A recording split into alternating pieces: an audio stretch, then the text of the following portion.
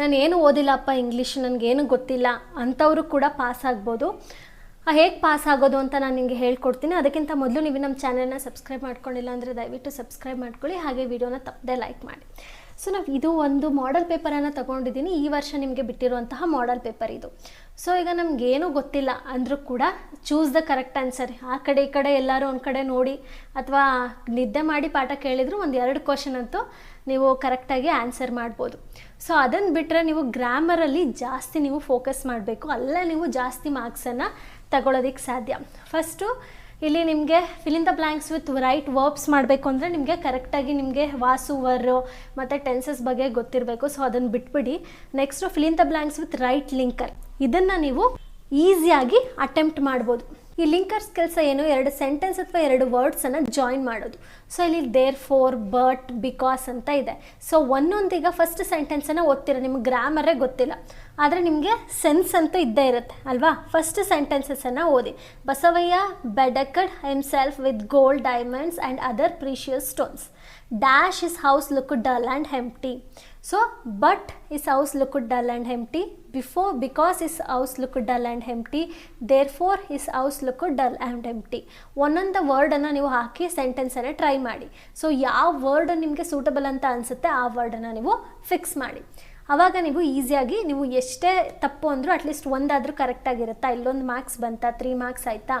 ಅದಾದಮೇಲೆ match the following. ಈ match the following full ನಿಮಗೆ ಇದ್ರ ಬೇಸ್ ಮೇಲೆ ಇರುತ್ತೆ. ಆದರೆ ಈಗ ಕ್ವಶನ್ ಆನ್ಸರ್ಸ್ ಹೇಗೆ ನೀವು 4 ಮಾರ್ಕ್ಸ್ ಕ್ವಶನ್ಸ್ನ ಈಸಿಯಾಗಿ ಅಟೆಂಪ್ಟ್ ಮಾಡೋದು ಅಂತ ನಾನು ನಿಮಗೆ ಹೇಳ್ಕೊಡ್ತೇನೆ. ಸೊ ರೋಮಿಯೋ ಜೂಲಿಯೆಟಿಂದ 100% ಕ್ವಶನು ಬಂದೇ ಬರುತ್ತೆ. ಅದು ಏನೇ ಆದರೂ ಸರಿ, ರೋಮಿಯೋ ಮತ್ತು ಜೂಲಿಯೆಟಿಂದ ಕ್ವಶನ್ಸು ಮಿಸ್ ಆಗೋದೇ ಇಲ್ಲ. ಪೊಯಮ್ಸನ್ನು ಕಾನ್ಸಂಟ್ರೇಟ್ ಮಾಡಿ ಜಾಸ್ತಿ. ಆನ್ ಚಿಲ್ಡ್ರನ್ ಆಯಿತಾ, ಆನ್ ಚಿಲ್ಡ್ರನ್ಸಿಂದ ನಮಗೆ ಯಾವುದಾದ್ರೂ ಕ್ವಶನ್ ಬಂದೇ ಬರುತ್ತೆ. ಇಲ್ಲೇನಿದೆ, ಚೂಸ್ ಅಟ್ಲೀಸ್ಟ್ 2 ಫ್ರಮ್ ಪೊಯೆಟ್ರಿ. ಪೊಯೆಟ್ರಿಯಿಂದ ಅಟ್ಲೀಸ್ಟ್ 2 ಕ್ವಶನ್ನ ನೀವು ಆನ್ಸರ್ ಮಾಡಬೇಕು. ಹೇಗೆ ಆನ್ಸರ್ ಮಾಡೋದು? ಸಮ್ಮರಿ. ಇದಕ್ಕೆ ಆನ್ಸರ್ ಏನು? ಸಮ್ಮರಿ. ಈಗ ಒಂದು ಪೊಯಮ್ನ ಸಮ್ಮರಿಯನ್ನು ಕಲ್ತ್ಕೊಂಡೋಗಿ. ರೋಮಿಯೋ ಜೂಲಿಯೆಟ್ ಪೊಯಮ್ ಸಮ್ಮರಿ ಕಲ್ತ್ಕೊಳ್ಳಿ, ಮತ್ತು ಆನ್ ಚಿಲ್ಡ್ರನ್ ಅದ್ರ ಪೊಯಮ್ ಸಮ್ಮರಿ ಕಲ್ತ್ಕೊಳ್ಳಿ.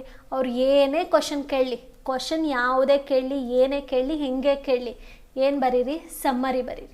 ಒಂದು 2 ಪೊಯಮ್ದು ಸಮ್ಮರಿ ಕಲ್ತ್ಕೊಂಡು ಹೋದರೆ ಆ ಪೊಯಮ್ದು ನೀವು ರೋಮಿಯೋ ಜೂಲಿಯೆಟ್ ಫಿಕ್ಸು ಗೊತ್ತು. ಅದ್ರ ಜೊತೆಗೆ ಇನ್ಯಾವ್ದು ಕ್ವಶನ್ ಕೇಳ್ತಾರೆ ಅದನ್ನು ನೀವು ನೋಡಿಕೊಂಡು ಸಮ್ಮರಿ ಕಲ್ತ್ಕೊಂಡು ಹೋದರೆ ನಿಮ್ಗೆ ಇಲ್ಲೇ ಎಷ್ಟು ಮಾರ್ಕ್ಸ್ ಬಂತು? 4 + 4 8 ಮಾರ್ಕ್ಸ್ ಬಂತು. ಅಲ್ಲೊಂದು 4 ಮಾರ್ಕ್ಸ್ ಬಂದಿರುತ್ತೆ, ಒಂದು 2 ಮಾರ್ಕ್ಸ್ ಎಷ್ಟಾಯಿತು? 10 ಮಾರ್ಕ್ಸ್ ಆಯಿತು. ಆಲ್ರೆಡಿ 10 ಮಾರ್ಕ್ಸ್ ಆಯಿತು. ಈಗ 8ಗೆ ಪಾಸಿಂಗ್ ಮಾರ್ಕ್ಸ್ ಎಷ್ಟು ಅಂತ ಗೊತ್ತಾ? 8ಗೆ ಪಾಸಿಂಗ್ ಮಾರ್ಕ್ಸ್ ಬಂದು 28 ಮಾರ್ಕ್ಸ್. 28 ಮಾರ್ಕ್ಸ್ ತಗೊಂಡ್ರೆ ನೀವು ಪಾಸ್. ಆಲ್ರೆಡಿ 10 ಮಾರ್ಕ್ಸ್ ನೀವು ತಗೊಂಡಾಯಿತು. ಎಷ್ಟು ಮಾರ್ಕ್ಸ್ ಆಯಿತು? 28ರಲ್ಲಿ 10 ಆಯಿತು. ಇನ್ನು 18 ಮಾರ್ಕ್ಸ್ ತಗೊಂಡ್ರೆ ಪಾಸ್. ನೆಕ್ಸ್ಟು ನೀವು ಪ್ಯಾಸೇಜ್ ರೀಡಿಂಗನ್ನು ನೋಡಿ. ಸೊ ಈ ಪ್ಯಾಸೇಜ್ ರೀಡಿಂಗ್ನ 2 ಥರ ಓದ್ಬೋದು. ಒಂದು, ಪ್ಯಾಸೇಜನ್ನು ಕಂಪ್ಲೀಟಾಗಿ ಓದಿ ಕ್ವಶನ್ಸನ್ನು ಆನ್ಸರ್ ಮಾಡೋದು. ಇನ್ನೊಂದು, ಕ್ವಶನನ್ನು ಓದಿ ಆಮೇಲೆ ಪ್ಯಾಸೇಜಲ್ಲಿ ಅದನ್ನು ಆನ್ಸರನ್ನು ಹುಡ್ಕೋದು. ನಂಗೆ ಅನಿಸುತ್ತೆ ಸೆಕೆಂಡ್ ಮೆಥಡ್ ಬೆಸ್ಟ್ ಅಂತ. ಸೊ ಈಗ ಪ್ಯಾಸೇಜ್ ನೀವೆಲ್ಲ ಓದ್ಕೊಂಬಂದರೂ ಖಂಡಿತ ಮರ್ತೋಗ್ಬಿಡುತ್ತೆ, ಮತ್ತೆ ಹುಡುಕ್ಲೇಬೇಕು. ಸೊ ಅದಕ್ಕೆ ಫಸ್ಟು ಕ್ವಶನ್ಸನ್ನು ಓದಿ. ಈಗ ಫಸ್ಟ್ ಕ್ವಶನ್ ಓದೋಣ. When was Bhavesh Born?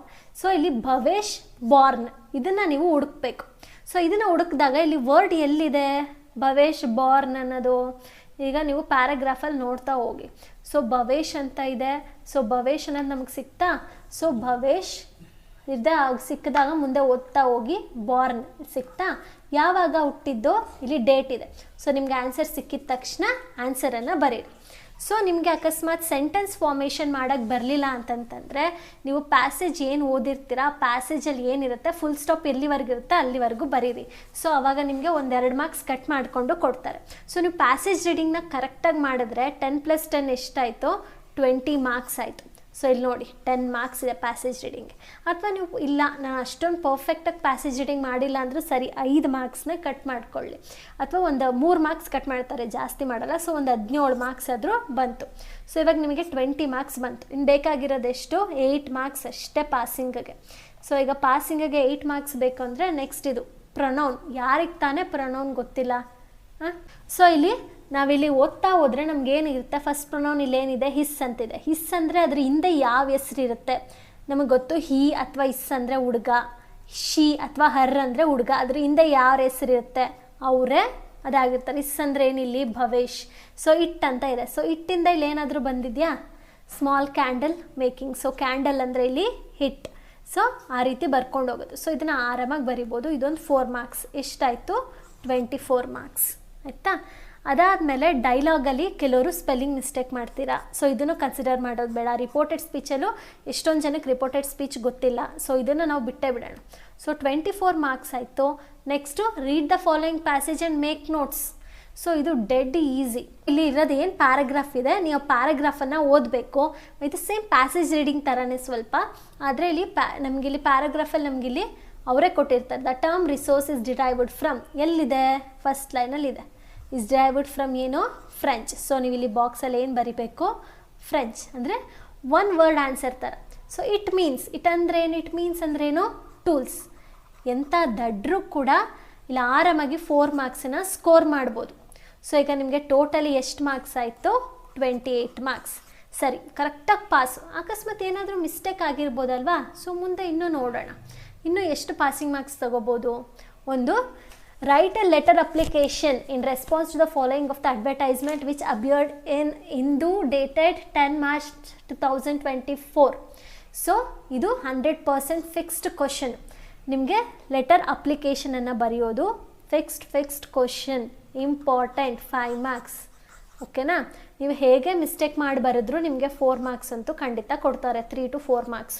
ಈಗ ನಿಮಗೆ ಏನೂ ಗೊತ್ತಿಲ್ಲ, ಲೆಟರ್ ಬರೆಯೋದೇ ಗೊತ್ತಿಲ್ಲ, ಅದನ್ನು ಹೇಗೆ ಬರೆಯೋದು ಗೊತ್ತಿಲ್ಲ, ಇಂಗ್ಲೀಷ್ ಫಾರ್ಮೇಷನ್, ಸೆಂಟೆನ್ಸ್ ಫಾರ್ಮೇಷನ್ ಗೊತ್ತಿಲ್ಲ. ಆಗೇನು ಮಾಡಬೇಕು, ಫಾರ್ಮೆಟ್ ಬರಿಬೇಕು. ಫ್ರಮ್ ಅಲ್ಲಿ ನಿಮ್ಮ ಅಡ್ರೆಸ್ಸು ಆಯಿತಾ. ಇದು ಫಾರ್ಮಲ್ ಲೆಟರು. ನೆಕ್ಸ್ಟ್ ಟು, ಯಾರಿಗೆ ಬರೀತಾ ಇದ್ದೀರಾ, ಟು ಇಲ್ಲೇ ಕೊಟ್ಟಿರ್ತಾರೆ, ಇದನ್ನು ನೋಡ್ಕೊಳ್ಳಿ. ಟು ಇಲ್ಲೇ ಕೊಟ್ಟಿರ್ತಾರೆ. ಸೊ ಟು ಅಡ್ರೆಸ್ಸನ್ನು ನೀವು ಇಲ್ಲಿ ಬರಿಬೇಕು. ಅದಾದಮೇಲೆ ನೆಕ್ಸ್ಟು ಸಬ್ಜೆಕ್ಟನ್ನು ಕೂಡ ಅವರೇ ಕೊಟ್ಟಿರ್ತಾರೆ. ಸಬ್ಜೆಕ್ಟ್ ಏನು ಕೊಟ್ಟಿದ್ದಾರೆ, write a letter application in response to the, ಇಲ್ಲಿಂದ ಬರೀರಿ, ಲೆಟರ್ ಅಪ್ಲಿಕೇಶನ್ ಆಫ್ ತೆಗೆದುಬಿಡಿ. In the response of the following advertisement which appeared in the Hindu newspaper ಅಂತ ಇದೆ ಅಲ್ವಾ.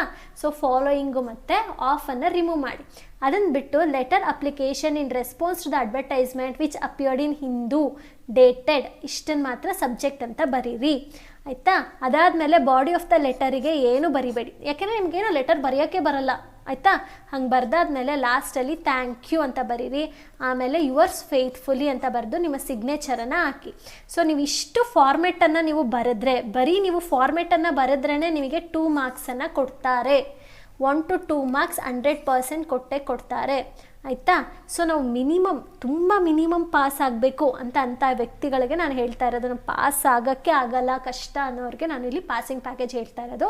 ಸೊ ನೀವು ಫ್ರಮ್ ಟು ಸಬ್ಜೆಕ್ಟ್ ಮತ್ತು ಒಂದಷ್ಟು ಲೈನ್ಸನ್ನು ಬಿಟ್ಟು ಈಗ ಬರೆದ್ರೆ ನಿಮಗೆ 2 ಮಾರ್ಕ್ಸ್ ಸಿಕ್ತು.